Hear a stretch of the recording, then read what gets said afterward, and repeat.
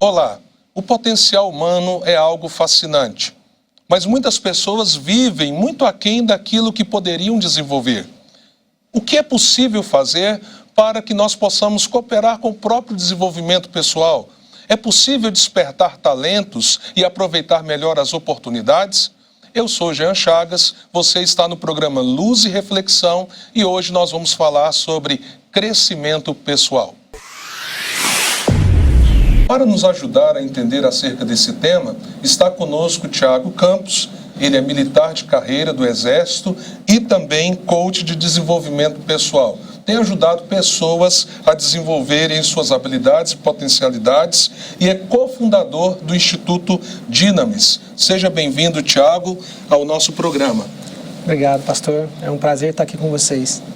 Thiago, a gente ouve muito falar que as pessoas têm potenciais e habilidades que elas mesmas desconhecem. Isso é fato? Há muitas pessoas que têm grande potencial, grande habilidade, mas que talvez ainda não descobriram? Sim, potencial é uma capacidade de realização, pastor.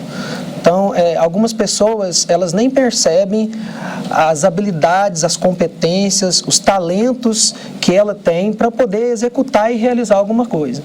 A gente observa isso muito no esporte.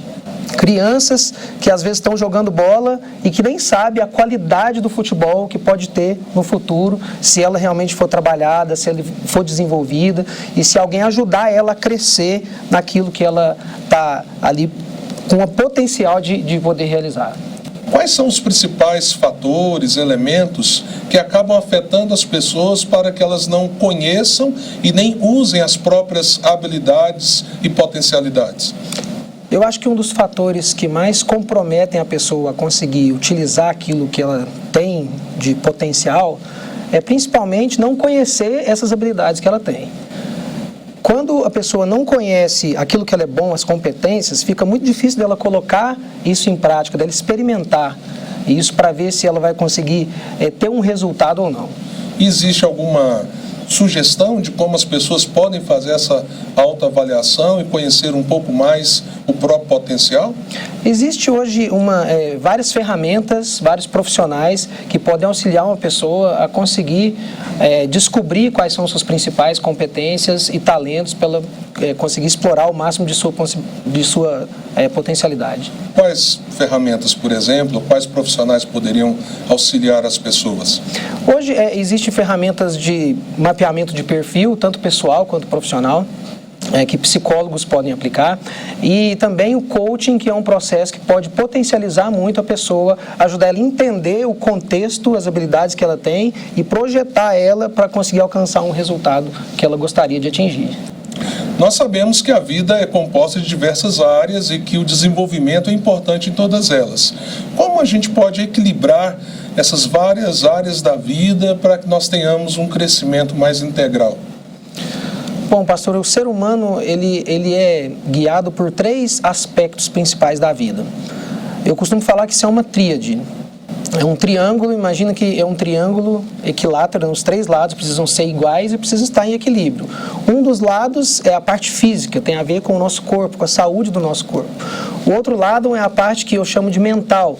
Essa parte mental ela não tem a ver só com a qualidade do nosso crescimento cognitivo, mas também emocional. É a parte onde a gente trata as coisas do coração, como a gente interage com as pessoas. E o espiritual, o aspecto da dinâmica espiritual, que é aquilo que nos conecta com o nosso propósito. Quando a gente consegue manter um equilíbrio entre essas 3 coisas, eu acho que o crescimento pessoal ele fica mais fácil de ser potencializado nas diversas áreas que a gente precisa viver a nossa vida, seja no aspecto profissional, seja como pai, como marido, como estudante, em todas as dinâmicas que a gente precisa Então viver. Eu penso que uma coisa interessante para quem está nos assistindo é se perguntar como andam cada aspecto desse, né? Ou seja, como que está a espiritualidade, como que está o cuidado com os aspectos físicos e, ao mesmo tempo, os aspectos mentais envolvendo emoções e também conhecimento. Muito interessante a pessoa pensar e refletir sobre essas 3 questões. Né? É interessante que o aspecto emocional, todos eles estão conectados. O aspecto emocional interfere no físico, o físico interfere no emocional, o espiritual, né, impacta nos outros dois, nas outras duas perspectivas. Eu queria compartilhar uma coisa pessoal que aconteceu comigo.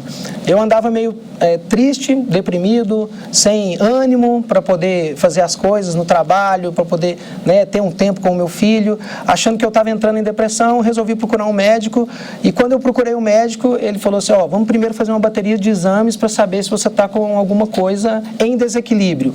E eu descobri que eu estava lá com hipotireoidismo.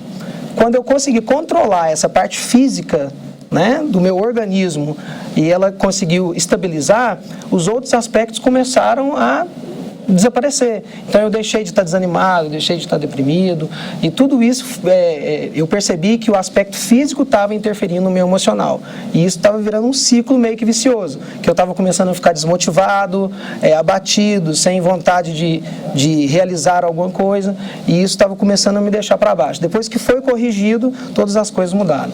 Isso tudo nos leva à conclusão de que, às vezes, nós temos que ter a coragem de buscar ajuda para perceber quais são as áreas que estamos tendo dificuldades e problemas e que estão limitando o nosso crescimento. Mas quais são os fatores, Tiago, de modo geral, que mais afetam o desenvolvimento das pessoas? Eu acho que tem diversos fatores. O primeiro é a mentalidade. A mentalidade ela é como o nosso corpo físico, ela pode ser treinada. Você tem como enxergar uma coisa de um jeito como um limite ou como uma oportunidade. A forma com que a gente vai lidar com aquilo que está acontecendo é que normalmente vai direcionar as atitudes que a gente vai realizar e vai ter que tomar. Outro fator importantíssimo é a organização. Às vezes tem pessoas que não conseguem organizar a própria vida pessoal. Gerenciamento do tempo. Deixa sempre alguma coisa para fazer depois. É uma pessoa que sempre procrastina aquilo que precisa fazer. Outro fator também importantíssimo que contribui é um próprio plano de vida. Então, se você não se conhece, não conhece suas habilidades, não sabe aonde você quer chegar, não tem um plano para poder chegar em determinado, né, objetivo, você fica sem projeto e sem conseguir utilizar as próprias potencialidades e habilidades que você tem. E hoje também se fala muito no processo de coaching como ferramenta de auxílio às pessoas que querem desenvolver um plano de vida. O que você falaria para nós sobre isso e como as pessoas podem se conectar com esse tipo de ferramenta? O coaching ela é uma metodologia, ela é propositiva, ajuda a pessoa a conhecer melhor a sua situação, conhecer melhor suas habilidades, as competências que ela tem, né, os talentos que são naturais dela, e tendo uma leitura, sabendo dessas características e potencialidades que ela tem, ela projeta aonde ela quer chegar. Então é sair de um ponto onde ela está e chegar em determinado ponto que é o objetivo, o resultado que ela quer alcançar.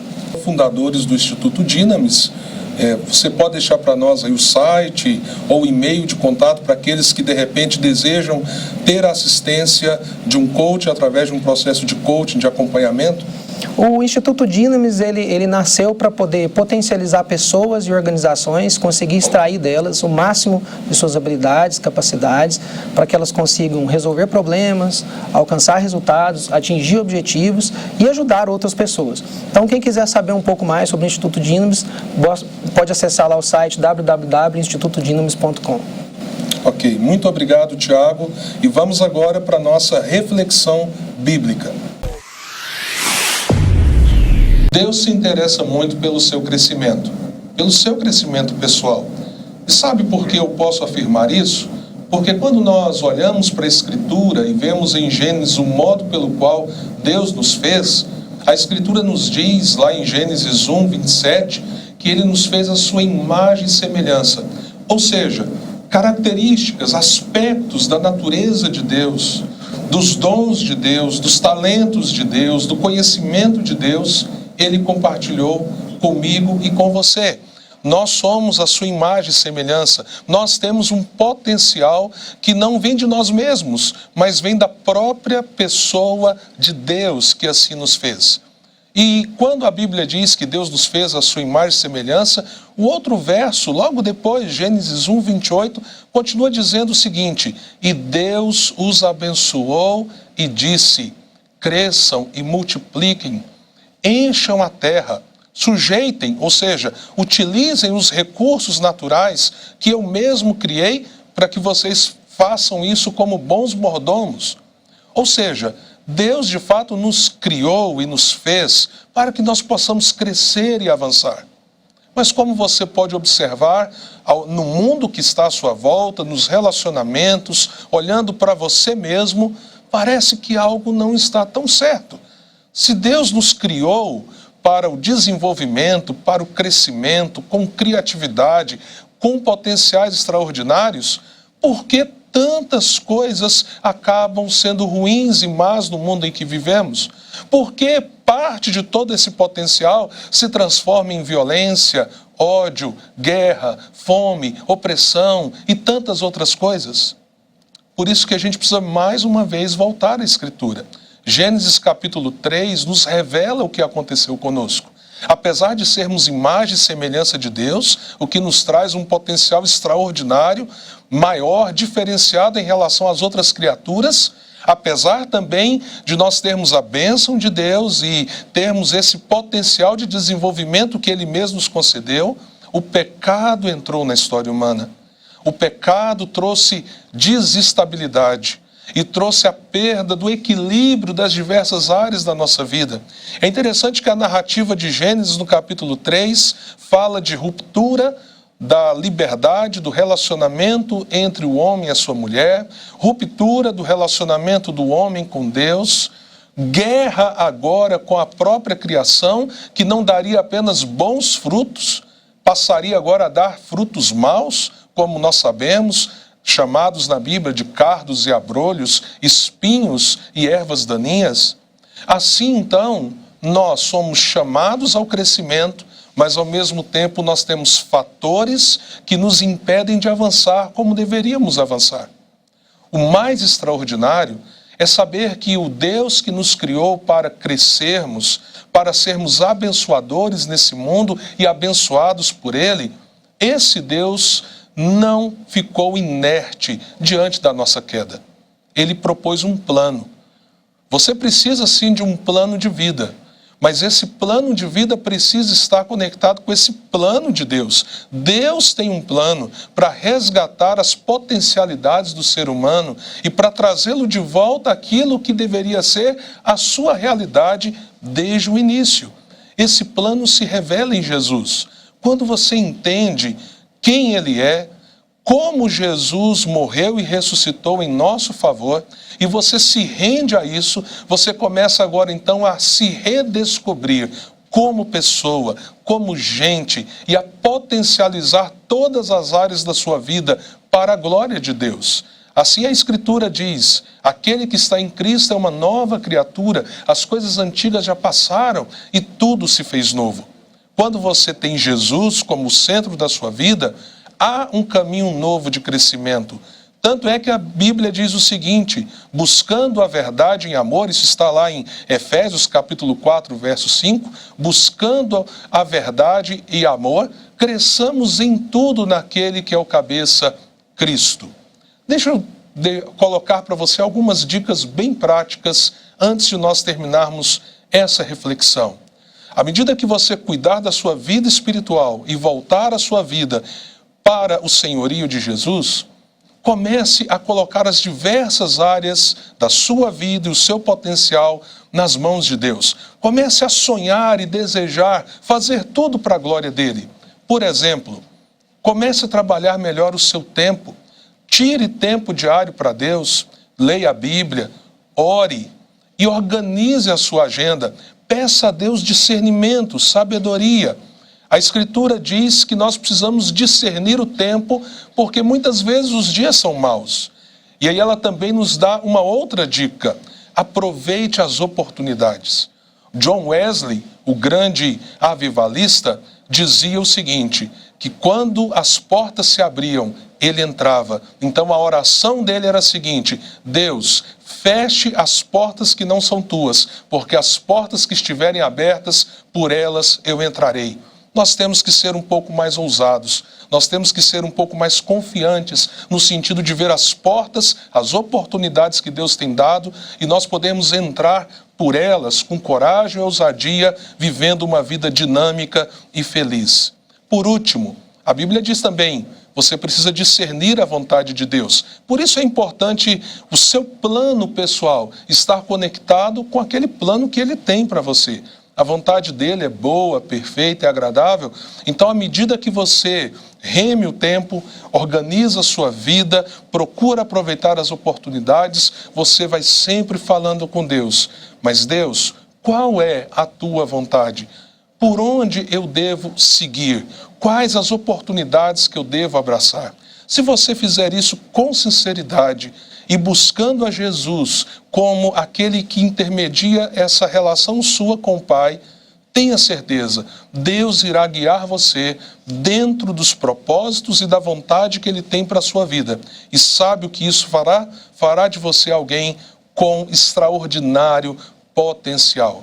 Eu quero terminar contando uma história. A história de um menino muito talentoso que se preparou para um grande concerto. Ali havia uma plateia enorme e depois de tocar o seu instrumento, ele chegou aos fundos, na parte de baixo do teatro, e perguntou assim para alguém: me diga, aquela pessoa sentada na frente, aquele velhinho de cabeça branca, como ele reagiu ao final do concerto? E aquele rapaz lhe disse: por que você está preocupado com isso? Todos te aplaudiram, todos ficaram em pé, todos estavam celebrando o seu talento. Ele falou assim: não, mas e aquele senhor? Aquele senhor se levantou? E aquele rapaz disse: ele se levantou sim, e ele te aplaudiu. E aquele menino falou assim: aquele para mim importava muito, porque ele foi o meu maestro, foi ele que me treinou. Use os seus talentos, use as oportunidades que Deus está te dando, mas sempre pergunte: Deus está olhando para isso e se alegrando com você? Que o Senhor te abençoe. Vamos orar. Deus, há tantas pessoas nessa hora que estão assistindo esse programa com um potencial fantástico que o Senhor mesmo concedeu a elas. Muitas delas, ó Deus, não conseguiram ainda perceber e entender como usar todo esse potencial no seu crescimento pessoal. Por isso, nessa hora, eu peço que o Senhor venha trazer o equilíbrio nas diversas áreas da vida e principalmente através da espiritualidade, do conhecimento de quem o Senhor é e do que o Senhor fez por essa vida tão preciosa, que essa pessoa possa dar passos para frente, que ela possa avançar, que esse programa hoje traga encorajamento para que ela possa se autoconhecer e colocar a sua vida nas tuas mãos. Que, ó Deus, o Senhor seja glorificado e que nenhum potencial seja perdido. Pelo contrário, que haja crescimento debaixo da tua bênção. É a minha oração, em nome de Jesus. Amém. Olá, para você que tem acompanhado o nosso programa Luz e Reflexão, nós agradecemos a sua audiência e te convidamos a participar da nossa Semana de Oração, no dia 30 de julho a 4 de agosto. Os cultos são sempre às 19h30. E os jovens da nossa igreja estão em missão no sertão nordestino. Toda a igreja se engajou e nós arrecadamos mais de 35 toneladas de roupas, calçados e brinquedos. E os jovens ainda produziram 22 mil kits humanitários que estão sendo entregues para famílias locais. O DJ, que coordena esse projeto, vai nos contar o que já aconteceu nessa primeira semana. Os mochileiros do sertão, hoje nós estamos aqui no distrito de Soledade 2, né? Aqui praticamente meio do nada, né? Nós vamos descobrindo que essa terra é a terra onde as pessoas passam muitas dificuldades e misérias. E hoje nós estamos aqui com cerca de 90 mochileiros e nós viemos trazer esperança para esse povo. As ações dos mochileiros nesse lugar já puderam abençoar diversas pessoas. Nós distribuímos já mais de 15 mil refeições, nós já distribuímos centenas, milhares de peças de roupas. Nós já distribuímos aqui esperança e amor, principalmente às pessoas. Já foi possível colocar uma moto na mão de um obreiro para que ele pudesse ir às casas mais longínquas nesse quase meio ao nada, e o acesso muito difícil. Também tivemos a satisfação de poder já participar do teto de uma casa, cobrindo uma casa onde as pessoas viviam em completa miséria. Esse é o trabalho do Mochila no Sertão, que hoje está no Rio Grande do Norte, com diversas ações, corte de cabelo, ajudando as pessoas numa ferida na pele, num curativo, levando algum tipo de orientação. Descobrimos pessoas, muitas delas, já com a taxa de glicemia alta, podemos orientar essas pessoas e prestar a elas o apoio que elas precisam. Esse é o Mochila no Sertão, que oferece amor àqueles que precisam. E nós também vamos ver o depoimento de um mochileiro. A Mochila no Sertão é realmente uma experiência incrível e inesquecível, que a gente realmente exerce o ato de amar as pessoas. A gente ia em casa, assim, lugares, em pessoas que não tem nada, extrema pobreza, tristeza, em meio a doenças, loucura muitas vezes.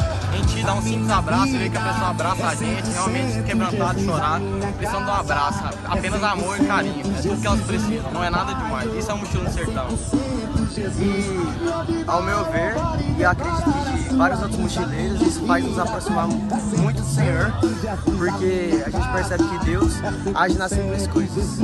Para mais informações, você pode nos contactar pelo WhatsApp da igreja, 991122313, 991122313, e também pelo e-mail secretaria@igrejaluz.com.br e também pelas redes sociais, Facebook e Instagram, sempre @Igreja Luz. Muito obrigada pela sua audiência e fique agora com o clipe